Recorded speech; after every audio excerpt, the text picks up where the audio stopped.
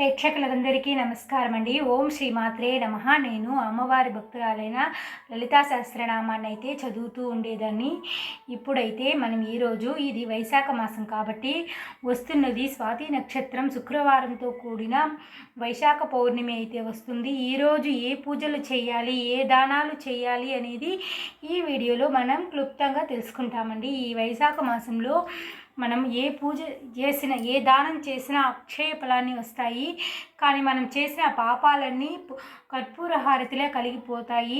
అటువంటి వైశాఖ పురాణాన్ని అయితే ఈరోజు మనం వైశాఖ పౌర్ణమి రోజు పెద్ద పెద్ద మహారాజులే ఆ శ్రీ వైశాఖ మాధవుని పూజించి ముక్తి పొందినారు. అలాంటప్పుడు మనం ఏ చిన్న దానం చేసినా, ఏ పూజ చేసినా అది విశేషమైన ఫలాన్ని అయితే ఇస్తుంది. ఈ వైశాఖ మాసంలో ముఖ్యంగా మనం చేయవలసిన దానాలు, ఎవరికైనా సరే చిన్నపిల్లలకు కానీ వయసైన వాళ్ళకి కానీ పాదరక్షలు అనేది తీసివ్వాలి. ఈ మండుటి వేసవిలో వాళ్ళకు పాదరక్షలు ఇస్తే ఎంతో హాయిగా ఉంటుంది కదండి. అలాంటప్పుడు ఈ పాదరక్షలు ఇస్తే వాళ్ళ ఆశీర్వాదం వల్ల మనకున్న ఏళ్ళనాటి శని దోషాలన్నీ కూడా తొలగిపోతాయి. విసనకర్ర అంటే చెమటలతో బాధపడే వాళ్ళకి విసనకర్రను దానం చేయాలి. దాని ఫలితం ఇంత అని మనం చెప్పలేము. అదేవిధంగా విసనకర్ర, పాదరక్షకులు, గొడుగు. ఎండకొచ్చి మనం గొడుగు లేకపోతే బయటకు వెళ్ళలేం కాబట్టి ఎండ తాపాన్ని తట్టుకోవడానికైతే గొడుగునైతే దానం చేయాలి. ఈ మూడుని వైశాఖ పౌర్ణమి రోజు దానం చేసిన ఎంతో పుణ్యఫలం, ఒక భూమండలాన్ని దానం చేసినంత పుణ్యఫలం అయితే మనకు వస్తుంది. మనం చిన్న దానం చేసి పెద్ద ఫలితాన్ని అయితే పొందవచ్చు. ఎన్ని పాపాలు చేసినా పత్తి పోగుల వలె కరిగిపోతాయి. ఇంతకుముందు కీర్తిమంతుడు అనే ఒక రాజు ఉండేవాడు. ఆయన వశిష్ఠ మహర్షి చెప్పిన ఈ వైశాఖ మాస వ్రతాన్ని ఆచరించి తన రాజ్యంలో ప్రతిరోజు వైశాఖ స్నానాలు చేయించి, దాన ధర్మాలు చేయించి, సూర్యుడికి అర్ఘ్యం ఇప్పించి అలా చేస్తుండగా అసలు అతని రాజ్యంలో యమలోకానికి వెళ్ళే వాళ్ళే లేకుండా అయిపోయినారు.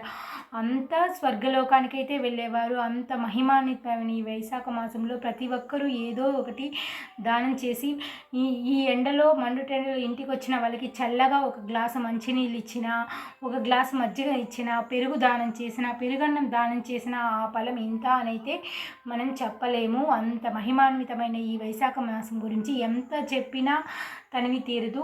ఆ విధంగా కీర్తిమంతుడు అనే రాజు వశిష్ఠ మహర్షి ద్వారా వైశాఖ మాస వ్రతాన్ని తెలుసుకుని తన రాజ్యంలో ఎవ్వరూ నరకానికి పోకుండా అందరూ పుణ్యాత్ములై వాళ్ళ పాప చిట్టాలంతా తొలగించి వాళ్ళ పాపాలే లేకుండా చేసి స్వర్గానికి పోయేవాళ్ళు.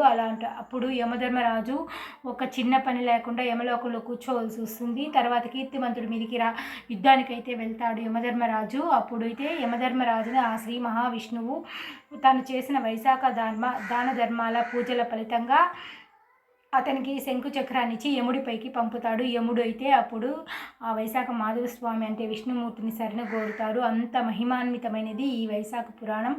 దీని గురించి ఎంత చెప్పినా తనివి తిరగదు. ప్రతి ఒక్కరూ వైశాఖ మాసంలో తమ శక్తి కొద్దికి దానం ధర్మాలు చేయాలి. దాన ధర్మం చేస్తే ఎక్కడికి పోదండి, మనం ఇచ్చింది తిరిగి తప్పనిసరిగా వస్తుంది. ఒక చిన్న దానం చేస్తే మనం పెద్ద పాపాల నుండి అయితే బయటపడతాం. మన కుటుంబం అంతా హ్యాపీగా సంతోషంగా ఉండాలంటే ఈ చిన్న చిన్న దానాలు అయితే చేయాలి.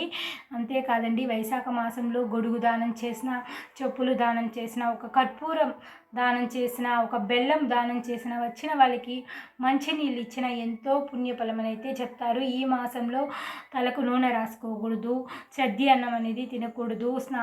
ఈ సముద్ర స్నానం చేస్తే నరదృష్టి, నరపీడ అంతా తొలగిపోతాయి. అంత మహిమాన్వితమైనది ఈ వైశాఖ మాసంలో. కార్తీక మాసం అనేది స్నానానికి ముఖ్యమైనది. దానానికి కార్తీక మాసంలో ఏ దానం చేసినా పుణ్యఫలం, విశేషమైన పుణ్యఫలం వస్తుంది.